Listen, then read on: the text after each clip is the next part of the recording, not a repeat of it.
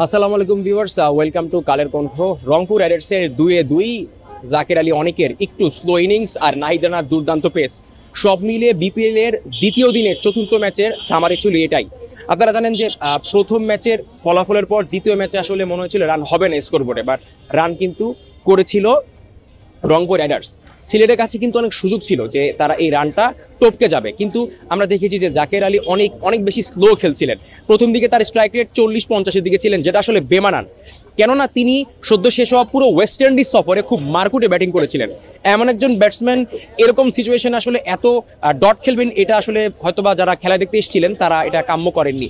আমরা দেখেছি 33 বলে মাত্র 24 রান করে তিনি আউট হয়েছিলেন। তিনি তো ডট খেলেছেন এবং দলকে প্রেসারে ফেলেছেন। একই সাথে আমরা দেখলাম যে রনি তালুকদার, যিনি কিন্তু বিপিএলে কিন্তু ভালো খেলেন, বাট দেখলাম তিনিও স্লো ইনিংস খেলেছেন।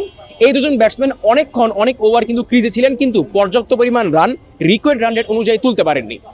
এবং বলতে হয় রংপুর রাইডার্সের বোলারদের কথা, বিশেষ করে নাহিদ রানার পেসের কথা। অনেকেই বলছিলেন যে নাহিদ রানা গতি হয়তো বা দেখতে পারেননি, যারা আসলে আউট হয়েছেন 3-4টা উইকেট তিনি পেয়েছেন। প্রথমে বলতে হয় জাকির হাসানকে তিনি যে বোলটা করেছেন, অনেকে বলছিলেন যে ওই বল হয়তো বা জাকির নিজে চোখেই দেখেনি। আবার আমরা দেখলাম যে জাকের আলী অনেক জাকির দুজনকে তিনি আউট করেছেন। জাকের আলী অনেক একটা স্লটের বল স্টেটে ব্যাট হাঁকিয়ে তিনি ছক্কা আদায় করেছেন, ঠিক তার পরের বলে আসলে শর্ট বলে পরাস্ত হয়েছেন। তখন আমরা দেখলাম যে নাহিদ রানার এগ্রেশন, মূলত সাইফুদ্দিন, নাহিদ রানা সব মিলিয়ে রংপুর রাইডার্স যখন যাদেরকে প্রয়োজন হচ্ছে তখন কিন্তু ঠিকই তাদেরকে পাচ্ছেন। আমরা দেখলাম প্রথম ম্যাচে একাই পুরো বোলিং ডিপার্টমেন্ট সামলিয়েছিলেন শেখ মেহেদি। পরে দেখা গেল যে আজকের ম্যাচে শেখ মেহেদির জায়গায় একদম পুরো ফায়ার রূপে ব্যাক করলেন নাহিদ রানার সঙ্গে মোহাম্মদ সাইফুদ্দিন ভালো বোলিং করলেন, কামরুল ইসলাম রাব্বি প্রথমে ভালো বোলিং করলেন। এই যে টানা 2টা জিতে গেল রংপুর রাইডার্স, এরা প্রমাণ করে যে তারা কাকতালীয়ভাবে জিএসএল গ্লোবাল সুপার লিগ জেতেনি। আমরা জানি যে 6টা দলের বিপক্ষে খেলে রংপুর রাইডার্স প্রথমবারের মতো অনুষ্ঠিত হওয়া গ্লোবাল সুপার লিগ জিতেছে। সেখানে কিন্তু পারফরমেন্স দেখিয়ে জিতেছে, নিজেদের নার্ভ কন্ট্রোল করে জিতেছে। একই জিনিস কিন্তু আমরা প্রথম 2 ম্যাচে দেখলাম রংপুর রাইডার্সের কাছ থেকে, যে তারা ম্যাচের মোমেন্টাম, আমরা দেখলাম যে গেল ম্যাচে তাদের স্কোরবোর্ডে অনেক রান হয়েছিল, বাট দ্বিতীয় ম্যাচে বিপিএল এর সেকেন্ড ম্যাচের 4র্থ নাম্বার যে ম্যাচ, সেই ম্যাচে কিন্তু তার স্কোরবোর্ডে অনেক বেশি রান তুলতে পারেননি। শেষ দিকে অনেক বেশি স্ট্রাগল হয়েছে, প্রথম দিকে তো অনেকগুলো উইকেট পড়ে গেছে, বাট তারপরেও রংপুর রাইডার্স যে ব্যালেন্স দল, যখন তাদের ব্যাটসম্যানরা ডেলিভার না করেন তখন আমরা দেখি যে বোলাররা ঠিকই ভালো ডেলিভার করেন, যার একটা বড় প্রমাণ দেখলাম প্রথম ম্যাচে শেখ মেহেদির দুর্দান্ত বোলিং, আর দ্বিতীয় ম্যাচে দেখলাম নাহিদ রানার বোলিং। তার স্পিডের কাছে কিন্তু খাবি খাচ্ছিল সিলেটের অন্যান্য ব্যাটসম্যানরা।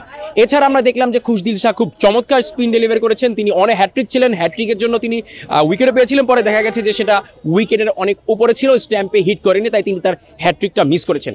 সব মিলে নুরুল হাসান সোহানের নিজের ব্যাটিং, নিজের ক্যাপ্টেন্সি, রংপুর রাইডার্সের top order, middle order, finisher সবাই মিলে কিন্তু ব্যাটিং অর্ডার সামলাচ্ছেন। আবার অন দ্য আদার হ্যান্ড দেখলাম যে বোলিংয়ে শেখ মেহেদি পাওয়ার প্লেতে ভালো বোলিং করেন, কামরুল ইসলাম রাব্বি এবং দ্য বিস্ট নাহিদ রানা, তার যে আসলে পেস বাউন্স, তিনি যে কেন এখন রেটেড বোলার বাংলাদেশে, এরকম গতিময় বোলার বাংলাদেশে নেই, যিনি আসলে সচরাচর 145 স্পিডে বল করে থাকেন, এবং আমরা দেখি যে 150, 51, 48, 49 এই স্পিডে বল করে থাকেন। আমরা আসলে প্রথম যে উইকেটটা তিনি জাকির হাসানে নিয়েছিলেন, লিটারেলি জাকির এর আগে খুব চার্জ করছিলেন, কিন্তু নাহিদ রানা যে প্রথম বলটা তিনি আসলে ডিফেন্স করতে গিয়ে বোল্ড হয়ে যান, এবং আমরা দেখি যে স্টাম্পটা একটু দূরে গিয়ে দ্বিগুণ দূরত্বে যেই জায়গাতে থাকার কথা ছিল সেই জায়গা থেকে একটু বেশি দূরত্বে গিয়ে পড়ে। তো আসলে এটাই প্রমাণ করে যে রংপুর রাইডার্স গ্লোবাল সুপার লিগে এমনি চ্যাম্পিয়ন হয়নি, তারা পারফরমেন্স দেখিয়ে চ্যাম্পিয়ন হয়েছে, এবং প্রথম 2 ম্যাচে সেটা স্পষ্ট। ধন্যবাদ এতক্ষণ আমাদের সাথে থাকার জন্য। আমি জিসান আহমেদ ছিলাম আপনাদের সঙ্গে বরাবরের মতো। আসসালামু আলাইকুম।